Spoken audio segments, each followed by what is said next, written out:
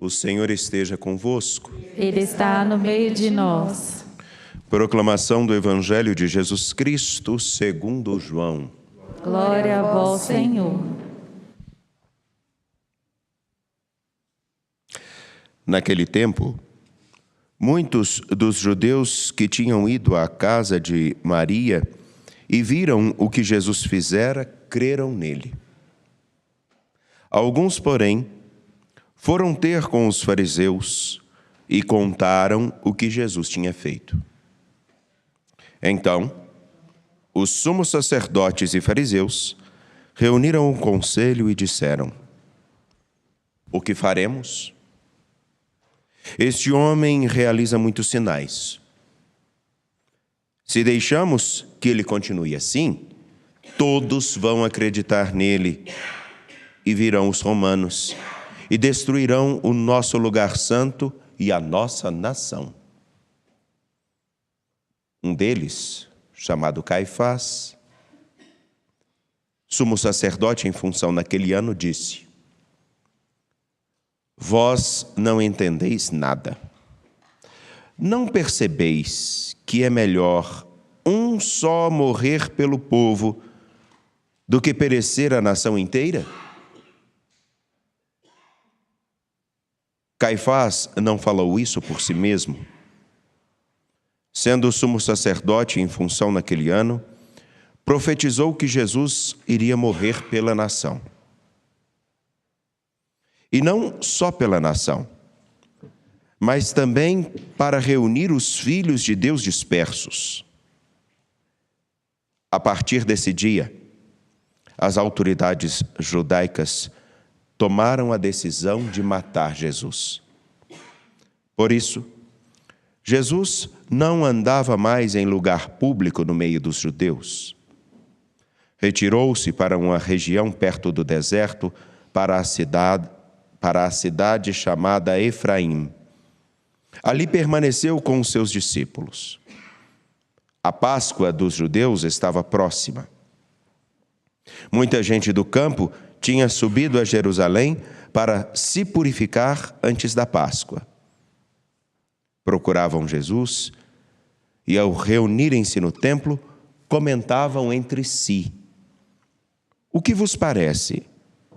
Será que ele não vem para a festa?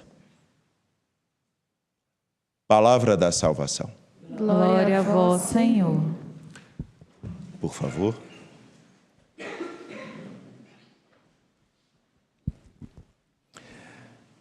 Sejam bem-vindos. Vocês que chegaram, me parece que todos vieram agora num ônibus, não é isso? Que Deus abençoe e guarde a vocês.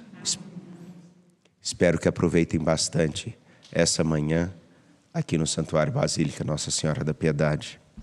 A você que está conosco pela TV Horizonte, pela Rádio América, também pelo canal da TV Horizonte na Valinet 159. Nos acompanha pelo Instagram e, claro, pelo nosso canal no YouTube Mãe Piedade. Hoje, neste sábado, marcamos uma caminhada e quase que o fim de nosso grande retiro, o Retiro da Quaresma. Período para reflexão, no qual somos chamados a olhar para cada um de nós e ver se estamos nos medindo conforme aquele que deve ser o nosso parâmetro, Jesus Cristo. Podemos nos medir por qualquer pessoa, por um político, por um líder religioso. Temos algumas pessoas que podem se simpatizar com aquilo que eu, Padre Samuel, Padre Felipe ou qualquer outro padre fale e ache que aquele ali é. Aquele é que realmente tem as respostas. Quase que um guru. E perdemos o foco. Na verdade, a medida de todos nós, aquele que deve ser a minha medida, é aquele que deu a vida por mim. Ele é a medida. Se ele não for a medida, nós corremos um grave erro de não percebermos aquilo que nos aponta Ezequiel na Sagrada Escritura e que está aqui citado e apontado no Evangelho de João.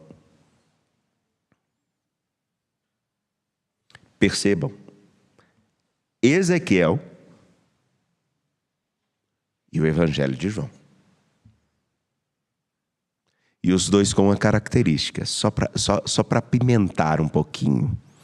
Vou lhes dizer uma coisa que acredito eu, talvez muitos nunca tenham escutado.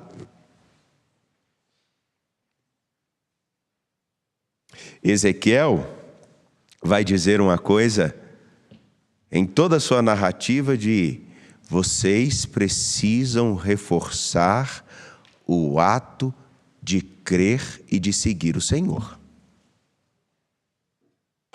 João escreve o Evangelho de João. O Evangelho que ele escreve é mais para que as pessoas que dizem crer em Jesus continuem crendo do que outros que passariam a crer por causa de João. Ou seja, João também está dizendo assim, vocês precisam ter muita firmeza e saberem exatamente a quem vocês estão seguindo, porque senão vocês vão trocar ouro. Como é que é o nome daquele negocinho brilhante? Desculpa, é porque...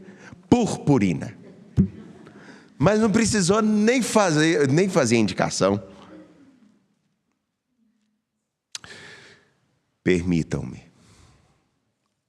Olhem que coisa. Diz Ezequiel: eu mesmo vou tomar os israelitas do meio das nações para onde foram, vou recolhê-los de toda parte e eu mesmo vou reconduzi-los para a sua terra. Eu mesmo vou buscar todo o povo que estava disperso. E a narrativa vai dar justamente o outro tom. Eles não mais ficarão divididos entre povos. Eles não mais vão estar divididos entre dois reinos. Eles não vão mais estar divididos entre os seus quereres. Porque o nosso querer, às vezes, causa uma confusão, né?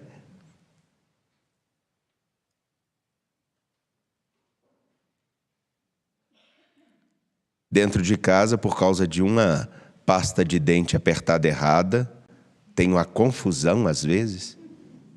E eu já vi. Um aperta no meio, o outro aperta embaixo. Aí o outro aperta em cima. Aí fica, você tem que apertar assim, você tem que apertar assado. Isso não acontece com vocês não, né? Não? Gente... Lá em casa acontecia, principalmente na época do Colinos. Lembram? Essa impressão que não acontece. Eles não estarão mais divididos pelos quereres deles, porque eles entenderão que, na verdade, o que eles mais precisam querer é estar comigo.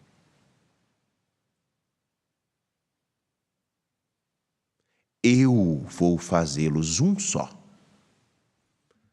Porém, para isso, eles precisam estar com o ouvido muito bem atento.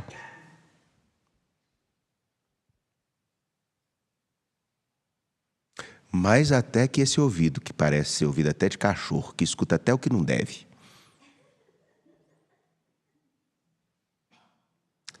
O pessoal acha engraçado, mas é mesmo, gente. O pessoal do canto, o pessoal que organiza os equipamentos aqui, eles sofrem comigo, porque eu tenho um ouvido que é terrível. Por exemplo, tem uma pessoa aqui no lado direito que acabou de falar um negócio com a outra. Lá no fundo. Eu escutei. E ela está rindo agora.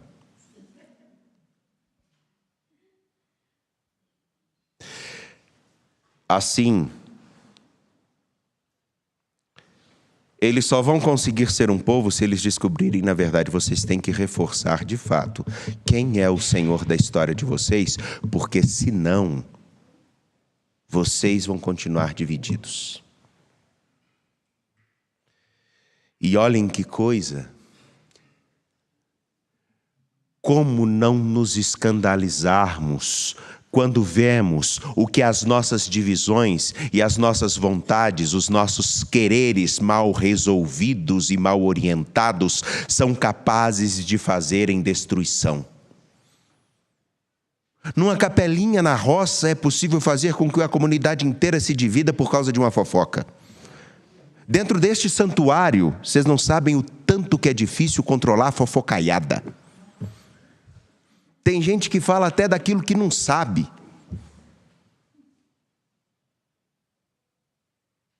Não só dentro, ao redor também. Vocês imaginem dentro de casa famílias que brigam por causa de fofocaiada. E eu estou falando uma palavra feia desse jeito mesmo, nem sei se está certo, é fofocaiada mesmo. Você vê pessoas, por causa dos seus quereres, arranjarem confusões à toa. Você vê nações entrando em guerra umas com as outras e às vezes pelos motivos mais fúteis. Você vê uma pessoa ser agredida porque alguém se achou no direito de agredi-la porque ela é diferente.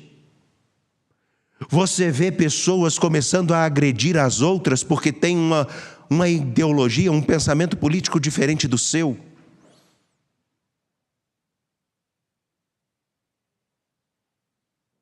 Você vê pessoas que deixam de escutar a Jesus Cristo e seguir a Jesus Cristo para escutar alguns gurus, sejam eles quais forem.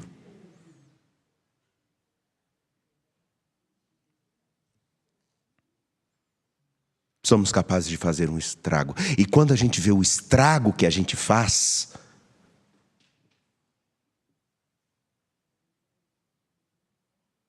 a gente pode cair em si ou não.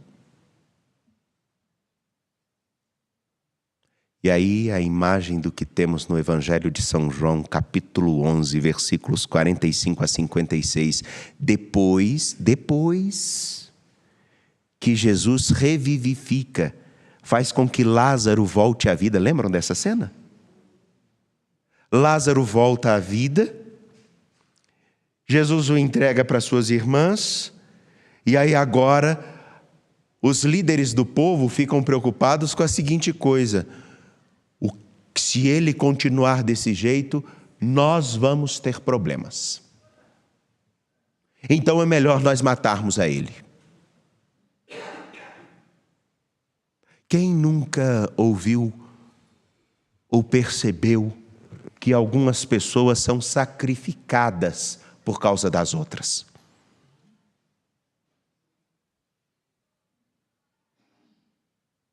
Basta ler o jornal. Basta ligar a televisão.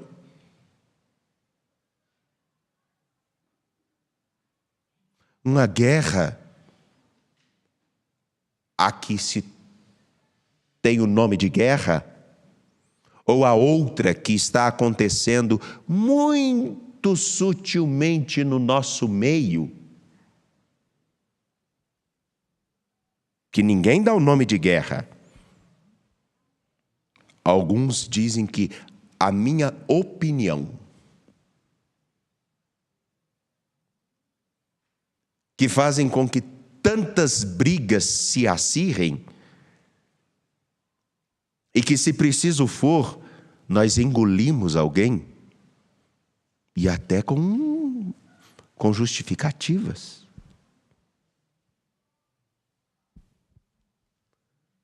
Engolimos, destruímos alguém, é justamente porque os interesses de alguns são ameaçados.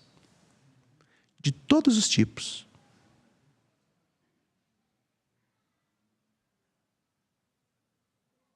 Até aqueles que, depois de um tempo, começam a falar de discursos sobre aborto ou qualquer outra coisa, que nunca falaram tais coisas, começam a falar.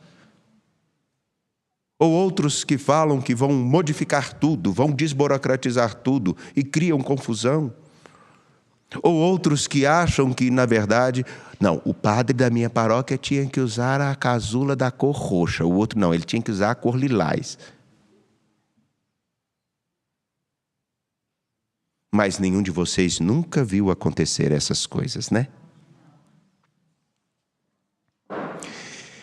Eles tentam matar Jesus, agora planejam matar Jesus. Eles estão divididos. E eles matarão a Jesus Cristo simplesmente porque eles não querem que ele ocupe o lugar que deveria. Se muitos começarem a acreditar nele, nós estaremos perdidos. Então é melhor que ele morra.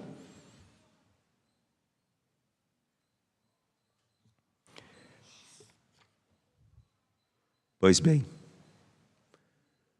sabem aonde eu quero chegar? No Evangelho de São João, quando Jesus morre, todos poderão olhar para aquele que traspassaram. Todos poderão olhar para as consequências de quem tanto ama e olha as nossas incoerências e as nossas incongruências. Olha para aquilo que nós somos capazes de fazer e ainda assim assume o compromisso de nos mostrar o que as nossas divisões e os nossos egoísmos são capazes de fazer. Porque aquele que foi pregado na cruz, como diz Isaías, assumiu sobre si os nossos pecados, assumiu sobre si as nossas faltas, e as nossas faltas estão muito mais ligadas à nossa capacidade de olhar para o nosso próprio interesse, para o nosso próprio querer, do que realmente para aquilo que é preciso. Não é isso que causa brigas em família? Não é isso que causa brigas dentro de comunidades?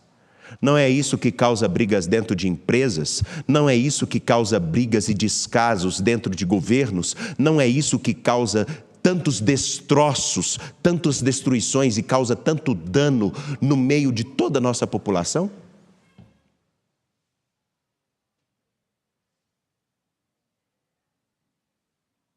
Ele assume sobre si as nossas faltas e nós podemos olhar para ele e tomar uma decisão.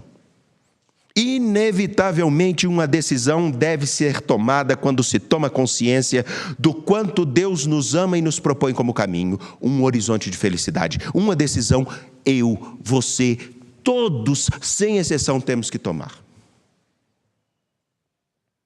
Ou nós passamos a seguir a palavra dele, ou então continuamos o caminho que será a nossa própria destruição.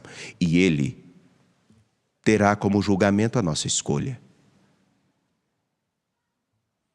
Ao terminar este caminho quaresmal, a importância de sabermos qual é a escolha que eu faço, a quem eu realmente escutarei. Eu darei atenção ao Evangelho ou ficarei simplesmente voltado para escutar aqueles que falam o que me agrada?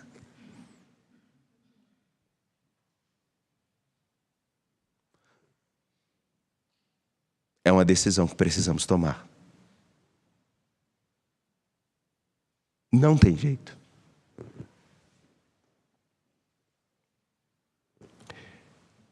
E a pergunta que conclui o pequeno trecho, lá no versículo 56 do capítulo 11, é essa.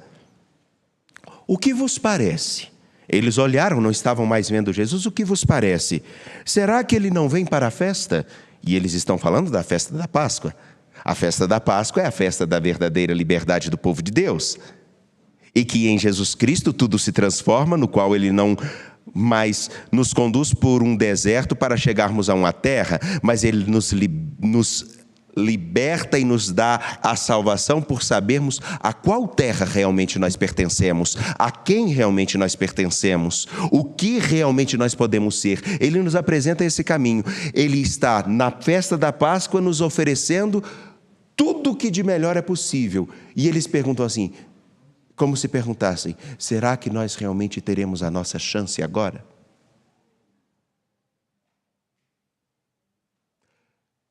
A chance é dada Nós temos uma oportunidade. Todo dia nós podemos reoptar o nosso caminho. Mas saibamos, não depende de Deus. Depende de nós. Se, como Ezequiel aponta, nós vamos reforçar o nosso acreditar no Senhor, e como João agora aponta, se nós vamos fazer todo o esforço para permanecermos firmes naquilo que dizemos crer. É uma escolha. Não é? Estou dizendo que alguém é obrigado? Não. Mas cada escolha que fazemos implica num caminho. Cada escolha. Um exemplo bem simples que eu vou dar. Eu posso seguir pelo caminho que é seguro, certificado, monitorado, para chegar até o alto do santuário, ou eu, de modo irresponsável, desrespeitando todas as prerrogativas de propriedade particular, passar por outros caminhos pelo meio do mato. Se eu me machuco, a culpa é de quem? De quem escolheu passar pelo caminho que não é adequado. Não é? A vida é assim. Qual a nossa escolha? De pé, confiantes, apresentemos nossas preces.